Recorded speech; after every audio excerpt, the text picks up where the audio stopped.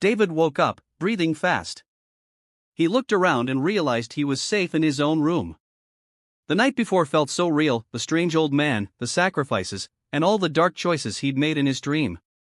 He sat up, thinking about the power he loved so much.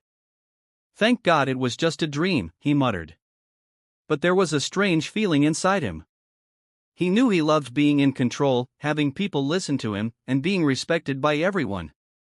It felt good to be important, to have people look up to him. Pause, curious about what's driving David's thirst for power? Stay tuned to Innocent Stories to uncover the shocking truth. The next morning, David dressed in his finest suit, feeling strong and powerful. He arrived at church with a confident smile, greeting his congregation. The church was full, and as he stood at the front, he felt everyone's eyes on him, listening closely to his every word. During the sermon, David looked out at his members. "Brothers and sisters," he said in a loud, powerful voice, "I have a special message today." He paused, letting the silence fill the room. "We need to expand our church. We need a new building, a bigger place where we can all gather together and worship." The people nodded, some even clapping in agreement. David raised his hand, calling for quiet again. "But to build this house of God," he continued, "we need donations. I am asking each one of you to give generously.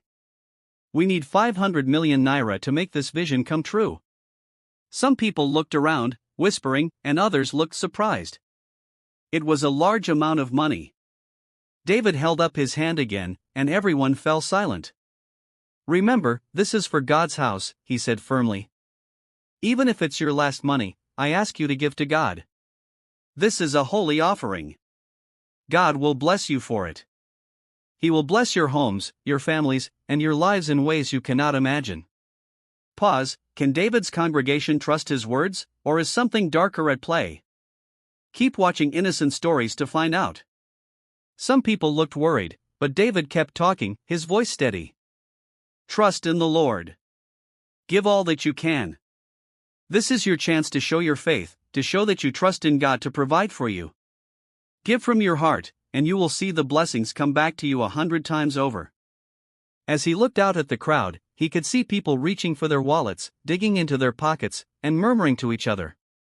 David's heart raced with excitement. He loved this feeling, knowing that his words had the power to move people, to make them give everything they had. He watched as people came forward, one by one, placing their money in the offering box. Some gave small bills, some gave large bills, and a few even took off their jewelry, adding it to the pile. David felt proud, standing there as his congregation sacrificed to make his vision come true. But as he watched the offerings pile up, he couldn't help but remember the strange dream he'd had. In the back of his mind, a tiny voice asked, "Is this really what God wants, or is it just what you want?" But he pushed the thought away, smiling and thanking his people as they gave. He felt powerful, respected, and in control. David looked over his congregation, his voice ringing out louder than ever. "My people, understand this: if you hold back from giving to the building of the Lord, you shall know no peace in your life," he declared, his face stern, his eyes intense. A hush fell over the church. Everyone could feel the weight of his words. "If you don't have enough money," he continued, "borrow it. If you have clothes, sell them. If you have gold, bring it here. Even sell your car if you must. This is a chance to prove your faith." Some of the congregation looked at each other with wide eyes, uncertain but listening closely. David's words echoed through the building as he raised his hands, his voice filled with conviction. "The Lord will bless you for this. He will see your sacrifice and reward you. Your life will be transformed in ways you can't even imagine if you make this offering from your heart." A few people nodded, while others seemed hesitant, fidgeting in their seats. But David's powerful tone and unwavering gaze held them. He continued, "This is a test of faith. Think of the blessings that will rain down upon you. What's a little sacrifice now if it means a lifetime of abundance? Trust in the Lord's plan for you." Some members stood up, moved by his words, already reaching for their belongings, looking ready to do as he'd asked. An elderly woman clutched her worn handbag, her hands shaking as she pulled out the last few bills she had. A young man, uncertain but feeling the power of David's words, whispered to his wife, "Maybe we should sell the car. It's for the Lord." David watched with satisfaction, a proud smile spreading across his face. His words had ignited a fire in his followers. He felt in control, powerful, and respected. After the service, a few church members gathered quietly outside, glancing around to make sure no one overheard. One woman sighed, shaking her head in frustration. "This man David, who calls himself a prophet, he's always talking about money. Every Sunday, it's another donation, another offering. Yet he never seems to give anything back to us, his own church members. Look at the mansion he lives in, the fancy cars he drives, and the expensive suits he wears. Does he even help anyone in need around here?" Another member nodded, her face troubled. "Exactly. Some of us can barely afford food, yet he's asking us to empty our pockets every week. Does he even know what it's like to struggle? Meanwhile, he's living in luxury while some of us have to decide between giving to the church and feeding our children." A man in the group added quietly, "My wife and I gave everything we could for that last offering, but since then, we've been struggling even more. My wife thinks we're just not praying hard enough, but I don't know. I feel like something is off. How can this be God's will?" Another woman whispered, "My husband has been warning me about this church. He says it's not right that any real prophet wouldn't be living so high and mighty while his people suffer. He told me to stop coming here, but I kept believing that maybe David was truly blessed. I'm starting to wonder if I was wrong." The first woman sighed deeply, her face filled with sadness. "I think I might stop coming too. I only stayed to see the miracles, to see if he really has God's power. But lately, even the miracles feel strange. I don't feel closer to God here. I just feel pressured." The man shook his head slowly. "Maybe he is blessed, maybe he's not. But I don't understand how he can ask so much from people who have so little. Isn't a true leader supposed to care for his people, to lift them up when they're down?" They all fell silent, looking back at the church building, feeling a mix of doubt and disappointment. What had once felt like a place of hope now felt uncertain. They exchanged glances, each lost in thought, questioning everything they had once believed about Prophet David. David got home, his face calm, but inside, he was still shaken from the dream. He stepped into the living room, and his wife, Anointed, immediately noticed the tension in his eyes. "Honey," she said softly, reaching out to him, "what happened last night? I heard you screaming in your sleep. You were tossing and turning so much, I was worried." David hesitated, forcing a small smile to cover his unease. "Oh, it was just a bad dream," he said, choosing his words carefully. "The devil tried to make me leave God. He wanted me to abandon my faith, to let go of the path God has called me to. But I didn't give in. I fought back. I defeated him. The devil can't touch me." Anointed's eyes widened, and she clasped her hands together in relief. She raised her voice, overcome with gratitude. "Praise the Lord. Thank you, Lord, for protecting my husband. Thank you for making him a holy prophet. I'm so proud of you, my love. You're truly chosen by God." David's smile didn't reach his eyes as he took in his wife's joy. She looked at him with such admiration, such blind trust. She saw him as a man of God, a leader blessed by heaven itself. But he knew the truth, buried deep inside, hidden behind every sermon, every miracle, every moment he spent in front of his followers. As Anointed continued to praise God for her holy husband, David looked away, his heart heavy with guilt. Deep down, he knew that the devil had not come for him in a dream. He had willingly walked into the darkness on his own, trading away his soul, piece by piece. Anointed's joy-filled voice pulled him back to the present. "My love, you are truly blessed. Our church is blessed because of you. I can feel God's presence when you preach. And to think the devil tried to come after you. You must be doing something right if he's that scared of you." David forced a laugh, nodding along, pretending to share her excitement. But inside, he was wrestling with himself, battling the weight of his choices. Priscilla, one of Prophet David's most loyal followers, held the car keys in her hand, her mind made up. She believed in Prophet David's teachings and was ready to make a sacrifice for the church. She stood in front of her husband, Monday, her face full of determination. I'm going to sell the car, Monday. Prophet David said if we give, God will bless us many times over. I believe that if I give this car to the Lord, He will answer my prayers and bless us with children, maybe even triplets, she said with conviction. Monday's jaw dropped. Are you serious, Priscilla?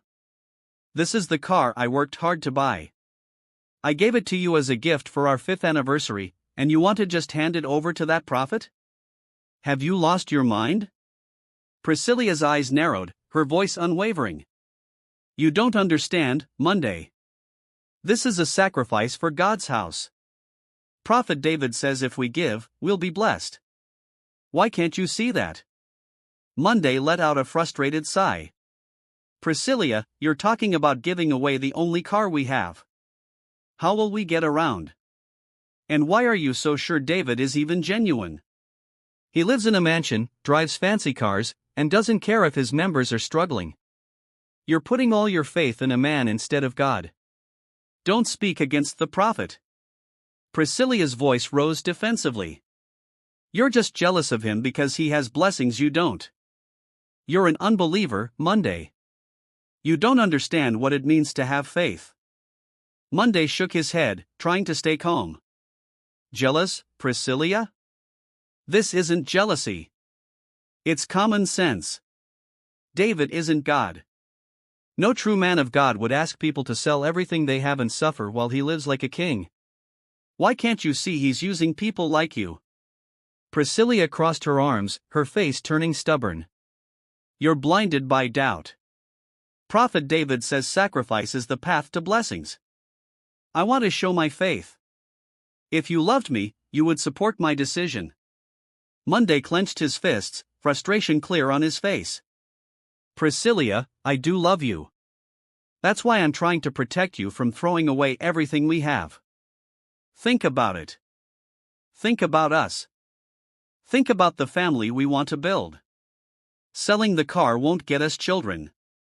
It will just make things harder. But Priscilla shook her head. You'll never understand. I'm going to the prophet, with or without your support. As she walked away, Monday felt a mix of anger, sadness, and worry.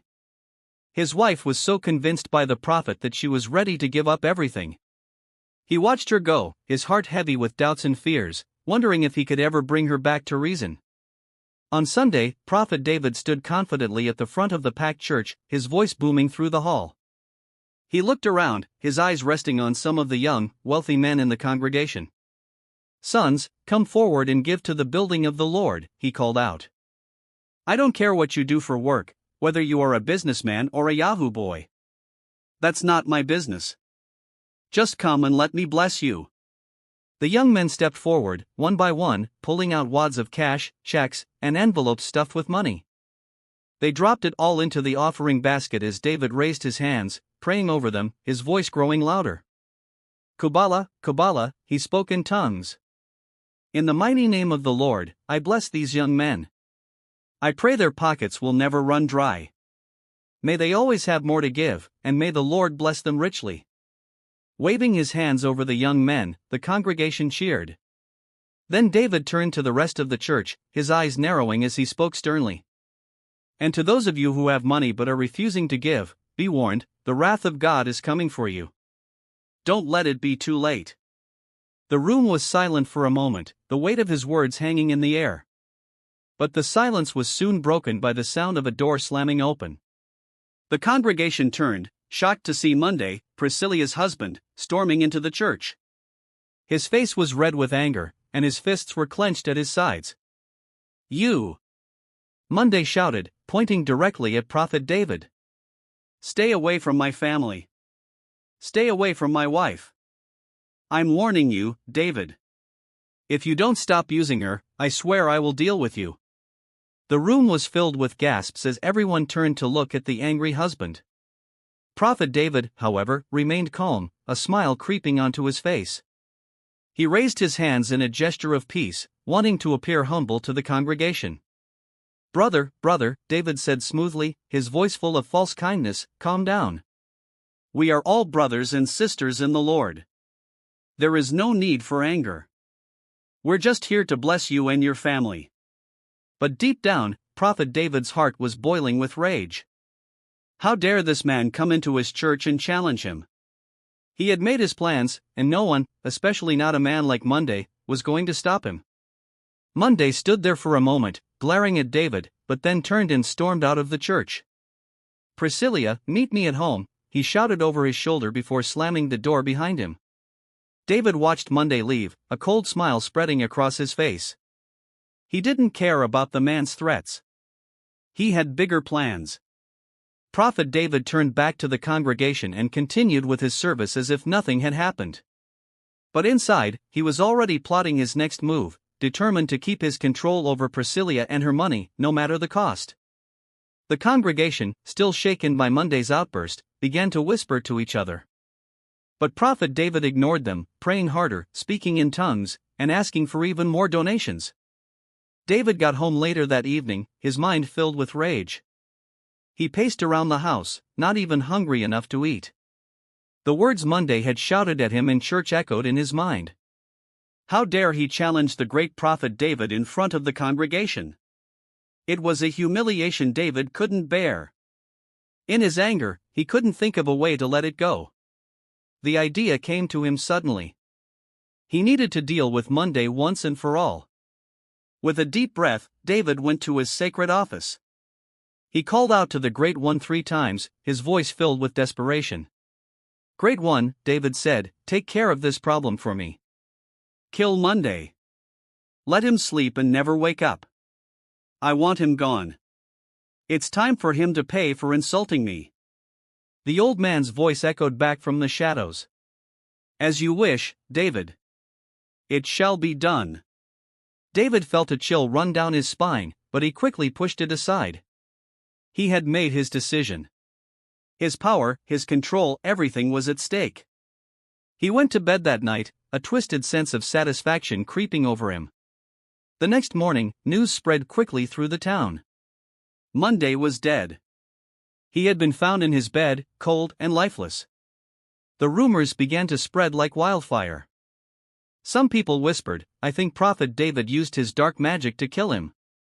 It's the only explanation. Others, however, were quick to defend David. No, it's the Lord who dealt with him. How dare he insult a servant of God like that? Servants of God are not to be touched. By the time Sunday came around, people were still talking about Monday's sudden death. But when Priscilla walked into the church that morning, everyone fell silent. Some people stared at her in shock. Didn't she just lose her husband? One woman whispered. She's a foolish woman, another person muttered under their breath. She's already back at church like nothing happened. She must be blind to keep following a man like Prophet David, someone else said. Priscilla felt the eyes of the congregation on her as she walked up to her usual seat. She could feel their judgment, but she ignored it. In her heart, she still believed Prophet David was sent by God, no matter what anyone said. She was devoted to him. Anointed sat quietly in her room, her heart heavy with worry. Since her marriage to Prophet David, everything had changed, but not in the way she had imagined. They had been married for months now, but David had never shown her the love she had expected.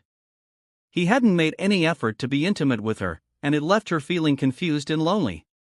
She had tried talking to him, but he always avoided the subject, telling her he was too busy with his work for the Lord. She couldn't shake the feeling that something was wrong, and it hurt her deeply. She had everything: luxury clothes, expensive jewelry, a beautiful house, and a life that many women would dream of. But none of it mattered if she didn't feel loved by her husband. She felt like she was missing something important, and that emptiness was growing inside her. Needing someone to talk to, Anointed decided to call her best friend, Patricia. They had been friends since school, even though their lives had taken different paths. Anointed had become the wife of a powerful prophet, while Patricia was always chasing after wealthy men. Despite their differences, they had always stayed close, and Anointed knew she could confide in her. Patricia, I don't know what to do, Anointed said when her friend answered the phone. David hasn't even looked at me the way a husband should. We haven't had any intimacy, and I feel so alone. I don't know what's going on. Patricia laughed loudly on the other end of the line. Oh, Anointed, are you serious? You're complaining about not having sex? You have it all: expensive clothes, fancy jewelry, a beautiful house, and you're married to the most powerful prophet in the country. People literally worship you. How can you be unhappy? Anointed felt a wave of frustration wash over her. But, Patricia, it's not just about that. I feel like he doesn't care about me.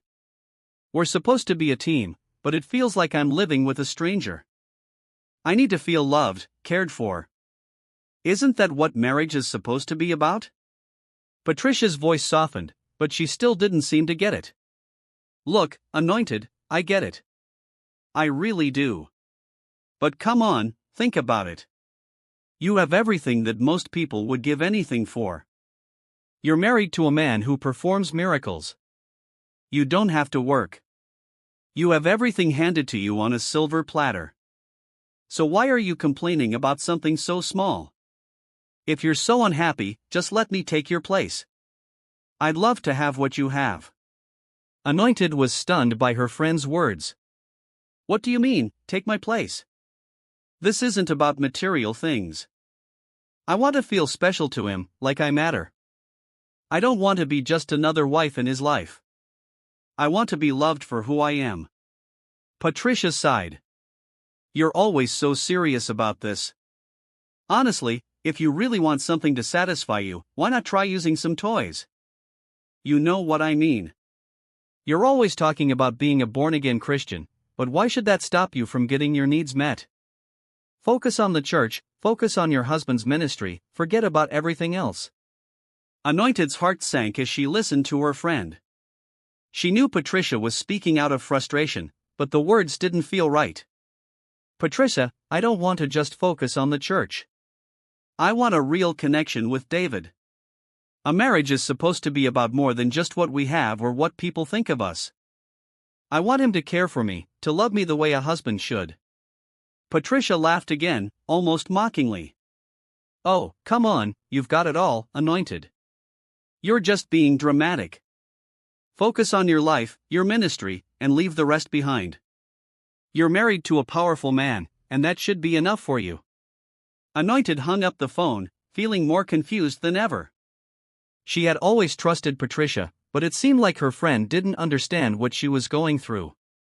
Her life was full of luxury, but her heart was empty. She couldn't just ignore the deep longing for affection, for real love from her husband. As she sat there, Anointed wondered, is this really the life I want? She had everything in terms of wealth and status, but something was missing. Would David ever change? Could she ever get the love she needed from him, or was she just fooling herself into believing that marriage to a powerful prophet was enough? David's father, who wanted a grandchild badly, became worried. He loved Anointed as his daughter-in-law and had always supported their marriage. But as time passed, he started to grow concerned. He knew David was always busy with his ministry, but the silence surrounding their attempts to have a child started to weigh on him. One afternoon, as David was going over some church matters in his office, his father came to visit. He sat down across from David, a concerned look on his face. David, my son, he began, his voice filled with genuine care, when will you and Anointed give me a grandchild? You know I've been praying for this moment for a long time. I've seen the way you work so hard in the ministry, but I think it's time to think about your family. I'm getting older, and I would love to see your children running around the house. David shifted uncomfortably in his seat, his mind racing for an excuse. He had always been good at hiding things, but he knew his father's words weren't coming from a place of impatience but from a deep longing for family. Father, it's not that I don't want to have children, David replied, trying to sound convincing. It's just that we've been focusing on the work of the Lord. You know how it is with the church. We have so many responsibilities. Sometimes I think about how much I have to do for the ministry, and I get overwhelmed. But trust me, I am praying every day that God will bless us with a child soon. David paused, looking at his father's face. He could see the doubt creeping in, but he quickly continued. We've been trying, Father, but sometimes it takes time. I know Anointed is just as eager as you are to have a child. I'm sure it will happen in God's time. You just have to trust me. His father stared at him for a moment, searching his face for any sign of honesty. He knew his son well and could tell when he was being truthful. David's response, though, seemed to satisfy him, at least for the moment. I trust you, my son, his father finally said with a sigh. I just hope it happens soon. I know you both have so much to offer. A child would bring so much joy to this house and to the church too. I'm sure. But if it's God's will, it will happen. I'm praying for you both. David's heart raced as he tried to hide his nervousness. He could feel a pang of guilt in his chest, but he quickly pushed it aside. He couldn't tell his father the truth, that he and Anointed were struggling, and the problem wasn't just about timing. It was about something deeper, something he couldn't bring himself to face. Thank you, Father, David said with a forced smile. We'll be all right. God's timing is perfect, and when the time comes, we'll share the good news with you. I promise. His father nodded, but there was still a trace of concern in his eyes. He didn't say anything more about it, but David could tell that the pressure was still there. He had to figure out a way to make this right, or else the truth might come out in a way he couldn't control. As his father left the room, David sat back in his chair, feeling a heavy weight on his chest. He had lied to his father, and deep down, he knew it wasn't the right thing to do. But what could he do? His marriage was falling apart, and he couldn't admit the truth to anyone, not yet. That night, David sat in the dark, feeling the weight of his decisions pressing down on him. His mind raced with the growing tension in his marriage. Since he and Anointed had married, they had not shared any intimacy. She had begun to notice his distance, and so had his father, who had started asking questions about grandchildren. David was becoming desperate. He could feel the pressure building up, and the frustration of keeping up the act was taking its toll on him. As he sat there, his mind kept drifting back to the Great One, the mysterious figure who had given him power. David knew he had turned to the Great One before for help, but tonight, he needed something more. He needed a way to fix his marriage, to give Anointed what she wanted, and in turn, what he needed, intimacy and children. Great One, David whispered into the air, his voice shaking. I need your help. My wife is starting to ask questions. We haven't been intimate since we married. She is growing suspicious of me. I can't keep up the lie anymore. Please, I beg you, give me back my manhood. Suddenly, the room grew colder, and the air seemed to shift. In front of David, the Great One appeared, his eyes glowing with a dark power that both terrified and comforted David.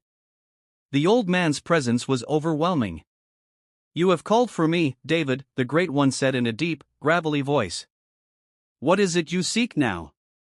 David's heart raced, his voice trembling with urgency. I need to be able to make love to my wife. I can't keep pretending that everything is fine. She wants children, and so does my father. I don't know what to do. I need my manhood back.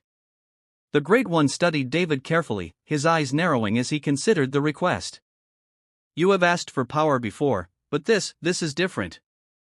You wish for intimacy, but in exchange, you will have to give up something precious to you. Are you willing to pay the price? David nodded quickly, eager to solve his problems. Yes, I am ready. Please, just give me what I need. My wife deserves a child, and I need to restore our marriage. The Great One's lips curled into a dark smile. Very well, David. I will grant you what you desire, but the price will be steep. In exchange for your manhood, I will take your wife's womb. She will never carry a child again. The Great One's eyes gleamed with power. It is the price, David. You want intimacy and children, but if you want that, you must pay the price. Your wife's womb will be taken, and you will have the ability to father children with another woman if you choose. David hesitated. He loved Anointed, but the pressure of his desires and his father's expectations were too much.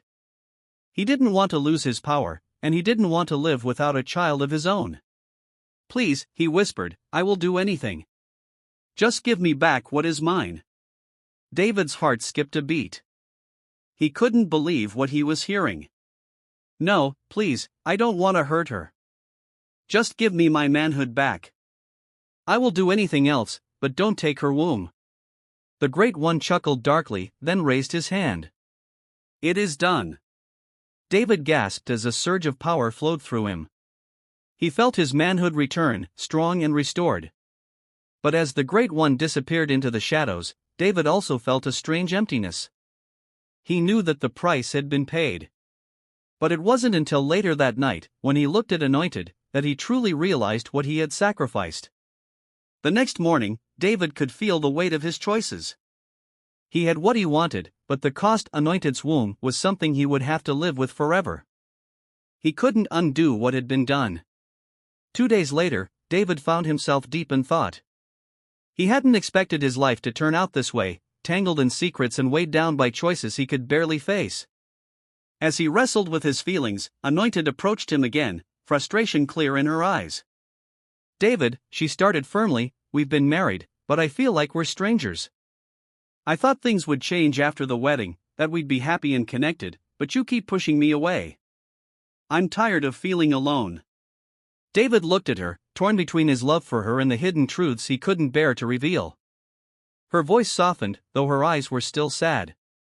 I can't live like this. I'm your wife, David. Why are you shutting me out?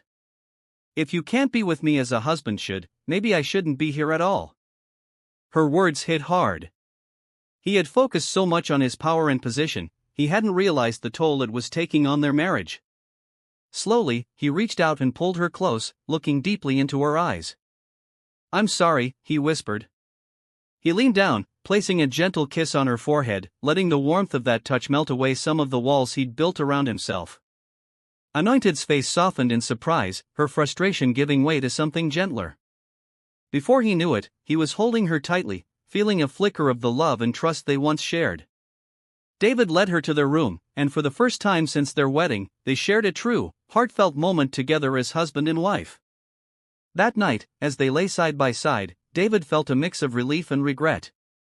He had brought her happiness tonight, but he knew the shadows of his choices still loomed. For now, he held her close, tightly.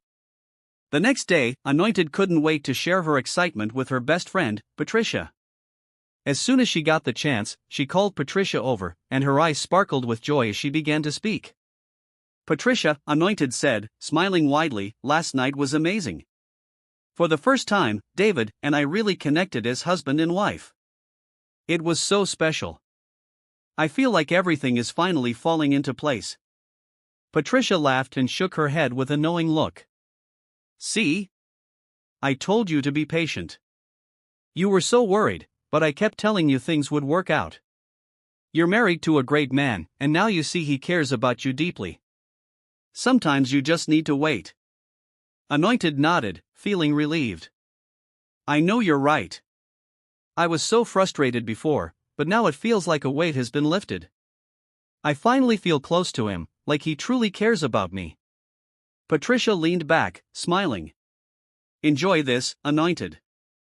Not everyone has a husband who's as respected as David. Now that things are better between you two, focus on building a strong family and supporting each other. This is just the beginning of your journey together. Anointed sighed happily. Thank you, Patricia. You always know just what to say. I'm so lucky to have a friend like you. The two friends spent the rest of the day talking and laughing, with Anointed sharing more about her hopes for the future. David was in his office when his phone rang. It was his friend, and he sounded excited. David, have you heard? Pastor Jerry just opened a brand new church.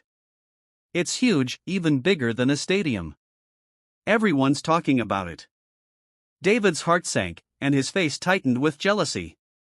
Pastor Jerry's success burned inside him. He couldn't ask his own church members for more donations, they had already given so much for the building they were working on. But now, David wanted more than ever to build a church twice as grand as Pastor Jerry's. He wanted people to talk about his church, not Pastor Jerry's. He wanted everyone to look at him as the greatest prophet. Frustrated and desperate, David called on the Great One 3 times. In a cloud of dark smoke, the old man appeared, his eyes piercing and intense. What is it you want, David? He asked. David took a deep breath. Great One, I need your help. There's another pastor who just built a huge church, and I want to build one twice as big. I want my church to be the greatest of all." The Great One gave a low chuckle. "Ah, David, I can give you anything you desire, but you know there's always a price." David felt a shiver run down his spine. "What's the price this time?" he asked nervously. The Great One's eyes gleamed as he replied, 10 human sacrifices." David's eyes widened in shock. 10? That's too much. How am I supposed to find 10 people? The Great One replied, "David, look around you. You have a church full of loyal followers. They trust you. They believe in you, and they'll do anything you ask. Do you want this or not?" David sat there, thinking deeply about what the Great One had just said. His heart pounded with excitement and fear. The idea of having a church so big that everyone would know his name was thrilling, but 10 human sacrifices, that was a lot to ask. He looked up at the Great One, who was standing there with a calm, confident smile, as if he knew exactly what David was thinking. "Why are you hesitating, David?" the Great One asked in a smooth voice. "Don't you want people to see you as the most powerful prophet? Don't you want them to come from all over just to see your church?" David swallowed hard. "Yes, I do want that. I want a church that everyone talks about, one that makes me more respected than anyone else." The Great One nodded. "Then do what needs to be done. Look at your congregation. They trust you. They give you everything you ask for. 10 people, that's nothing compared to what you'll gain." David thought about his loyal followers. They loved him, trusted him, and believed in his words. They'd already given so much for the church building project. But what if people notice?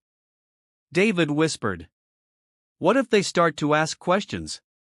The Great One waved his hand dismissively. People believe what you tell them.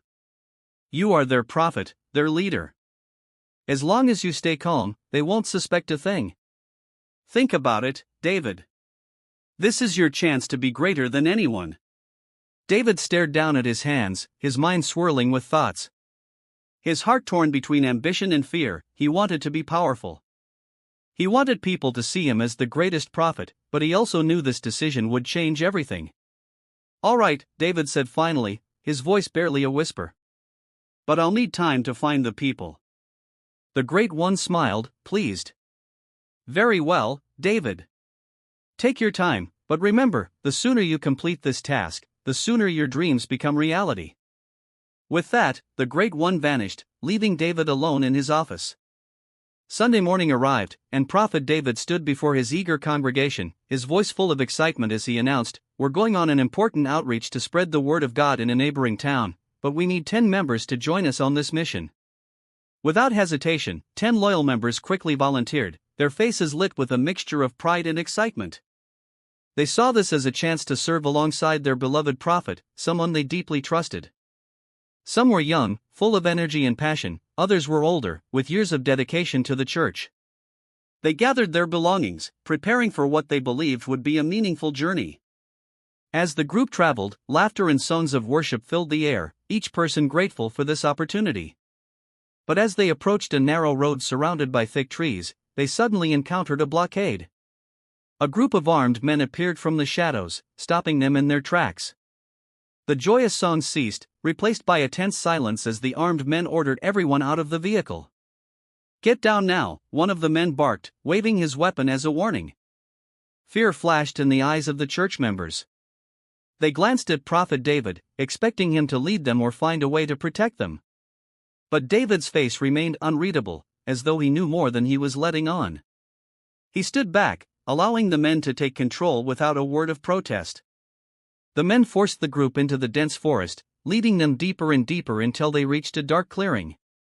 The silence of the night settled around them, and the group felt a growing unease as they looked at each other in confusion and fear. Without warning, the men tied up each of the church members, leaving Prophet David free.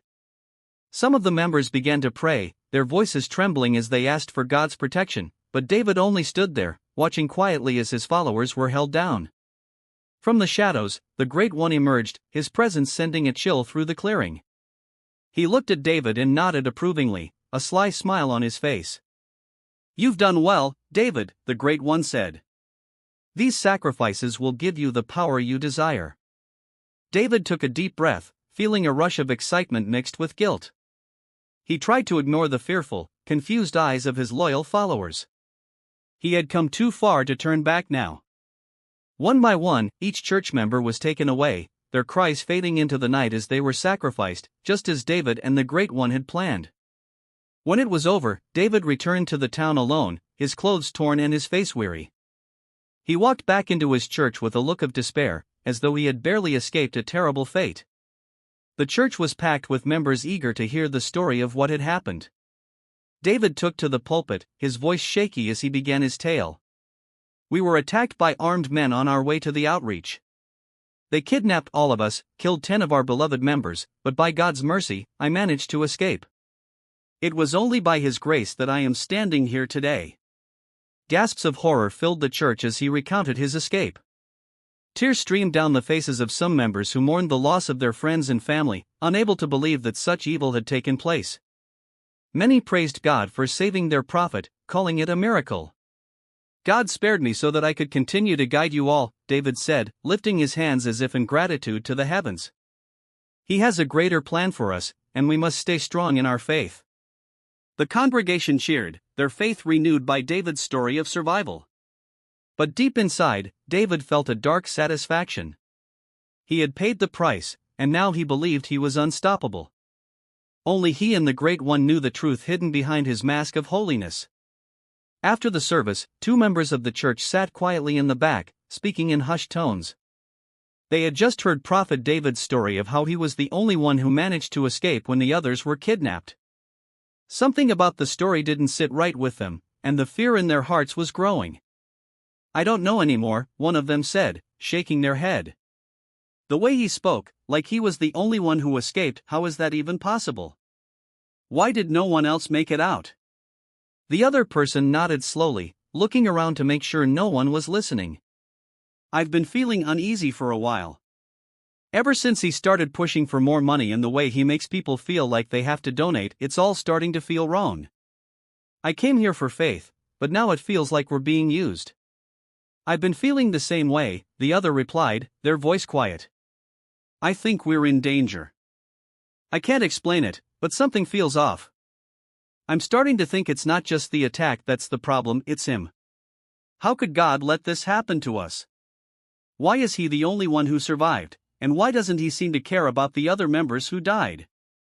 The first one said, their voice trembling with fear, "You're right. I can't keep pretending everything's okay. I'm done. This is the last time I'll ever come here. I can't be a part of this any longer." They both sat there, their minds racing with fear and doubt. The church was still full of people, all praising and worshiping, completely unaware of the whispers in the back. A few days later, Prophet David's grand church building project finally began. Workers came early in the morning, setting up materials and laying down the first stones. David watched with pride as his dream was taking shape. He felt powerful, important, and completely in control. That evening, he arrived home in high spirits, smiling wider than he had in months. He walked into the kitchen, holding a bottle of wine. "Come, my wife," he said, holding the bottle up. "Let us celebrate. The Lord has done marvelous things for us." Anointed looked at the bottle and frowned. "But I don't drink, David. You know that. I've never had alcohol before, and I don't feel right about it." David wrapped his arm around her shoulder, speaking softly. "Oh, come on, my love. This is a special time for us. It's only a small drink, just to thank God for His blessings. One glass won't hurt, will it? You've stood by me through everything. Let's celebrate together." Anointed hesitated, looking into her husband's hopeful eyes. She felt a slight doubt but didn't want to disappoint him. Finally, she agreed, taking a small sip, and David poured himself a full glass. They raised their glasses together, clinking them softly. "To new beginnings," David said, smiling, "and to all that we are building." As the evening wore on, they talked about the future, the church, and all the plans David had for them. The project filled him with so much excitement that he barely noticed Anointed's quietness. As they celebrated, Anointed tried to be happy for David, but something didn't feel right. She looked at him, wondering if there was something he was hiding. She couldn't shake the feeling that there was more going on than he was telling her. Could her husband really have a secret, or was she just overthinking things? Dear viewers, do you think Anointed will ever find out the truth about her husband's hidden life? Well, we will find out about that in the next part of the story. Thanks for watching. If you enjoyed this story, please like, share, and subscribe to Innocent Stories to support our channel. And don't forget to turn on notifications to catch part 4 as soon as it's released. Stay tuned for more, and stay blessed.